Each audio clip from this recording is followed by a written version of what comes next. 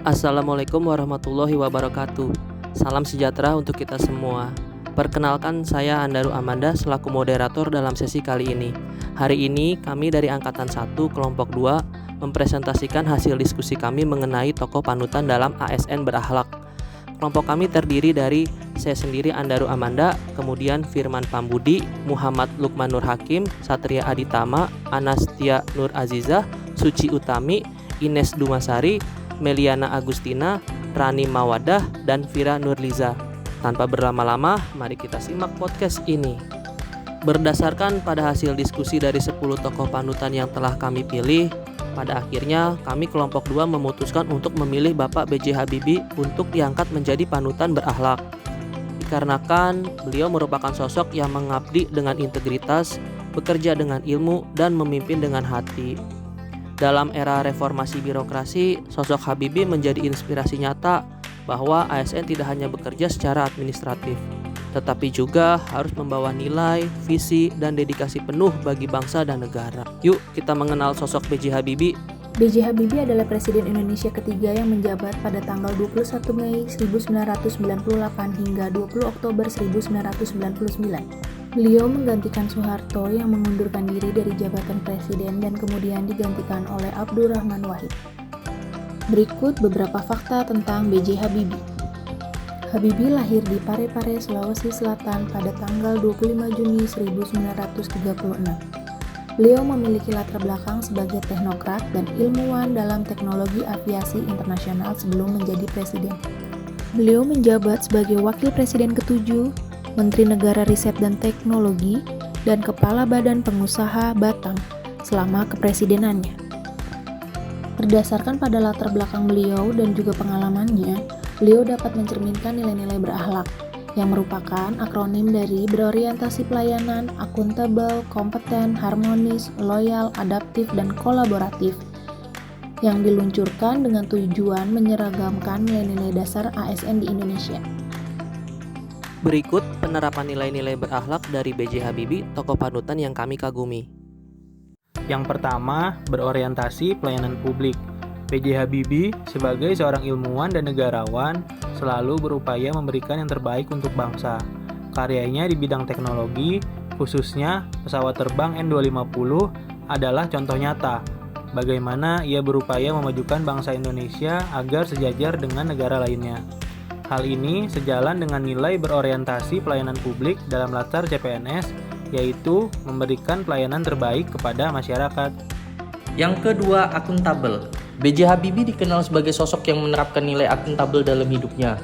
Sebagai seorang ilmuwan dan teknokrat, ia memiliki komitmen kuat terhadap transparansi, tanggung jawab, dan akuntabilitas dalam setiap aspek kehidupan dan pekerjaannya.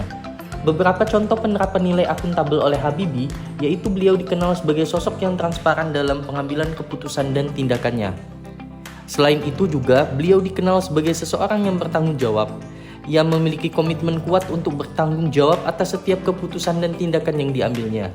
Kemudian beliau juga dikenal sebagai sosok yang berintegritas tinggi dan selalu berusaha melakukan yang benar. Penerapan nilai akuntabel ini tercermin dalam berbagai aspek kehidupan dan pekerjaannya, baik sebagai ilmuwan, teknokrat, maupun sebagai Presiden Indonesia yang ketiga. Yang ketiga, kompeten. Bapak B.J. Habibie dikenal sebagai pribadi yang selalu haus akan ilmu pengetahuan. Salah satu prestasinya adalah kontribusi signifikan dalam pengembangan teknologi dan industri di Indonesia, khususnya dalam industri dirgantara. Penerapan nilai kompeten tercermin dari kemampuan dan prestasinya di bidang teknologi dan sains, serta dedikasinya dalam membangun kemajuan bangsa. Nilai ini sejalan dengan prinsip kompeten, yaitu semangat untuk terus belajar dan mengembangkan diri secara berkelanjutan. Yang keempat, harmonis. Meskipun berpemikiran maju, Habibie tetap humanis dan menghargai perbedaan. Ia menciptakan suasana kerja yang harmonis, mencerminkan nilai harmonis, saling peduli, dan menghargai sesama. Ia dikenal mampu membangun hubungan baik dengan berbagai pihak, termasuk kolega dan masyarakat. Gaya kepemimpinannya kolaboratif, mendorong kerjasama demi tujuan bersama. Empatinya yang tinggi juga memperkuat hubungan yang harmonis, baik di lingkungan profesional maupun sosial. Yang kelima, loyal. Bapak Habibie menunjukkan loyalitas yang tinggi terhadap bangsa dan juga negara. Beliau selalu mengutamakan kepentingan negara di atas kepentingan pribadinya. Hal ini tentunya sejalan dengan nilai loyal dalam nilai berakhlak. Bapak Habibie adalah contoh nyata sosok yang loyal kepada bangsa. Beliau rela meninggalkan karir bergengsinya di Jerman demi membangun industri strategis di Indonesia. Saat menjadi presiden pun, beliau mengambil keputusan besar demi demokrasi meskipun itu beresiko bagi jabatannya.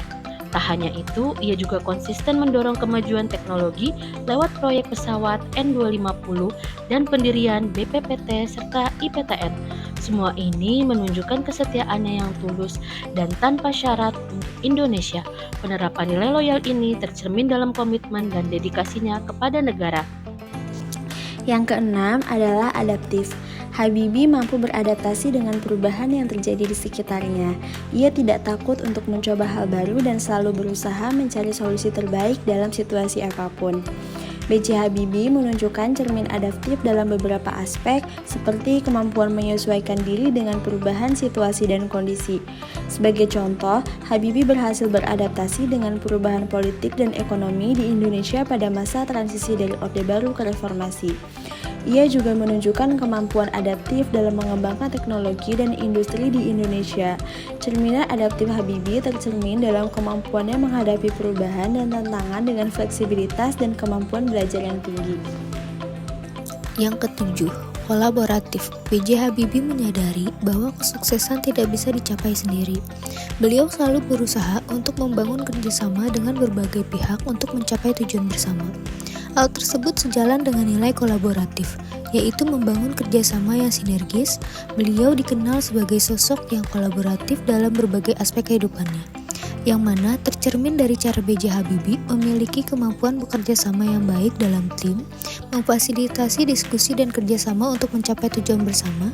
Beliau juga memiliki kemampuan membangun jaringan yang luas dengan berbagai pihak, termasuk kolega, masyarakat, dan pemimpin lainnya. Selain itu, B.J. Habibie memiliki kemampuan mengintegrasikan pengetahuan dan keahlian dari berbagai disiplin ilmu untuk mencapai tujuan bersama. Sifat kolaboratif beliau tercermin dalam kemampuannya bekerja sama dengan berbagai pihak untuk mencapai tujuan bersama dan membangun hubungan yang harmonis. Kesimpulannya adalah, dengan demikian, nilai-nilai yang terkandung dalam diri B.J. Habibie sangat relevan dengan nilai-nilai berakhlak yang diterapkan dalam Latsar CPNS. Beliau adalah contoh nyata bagaimana seorang aparatur sipil negara seharusnya bersikap dan bertindak dalam menjalankan tugas dan kewajibannya. Oke, segitu dulu dari kelompok kami. Terima kasih sudah menyimak dan semoga bisa jadi tambahan wawasan buat kita semua. Kalau ada salah kata atau penyampaian yang kurang berkenan, kami mohon maaf. Sampai ketemu lagi dan tetap semangat belajar bareng.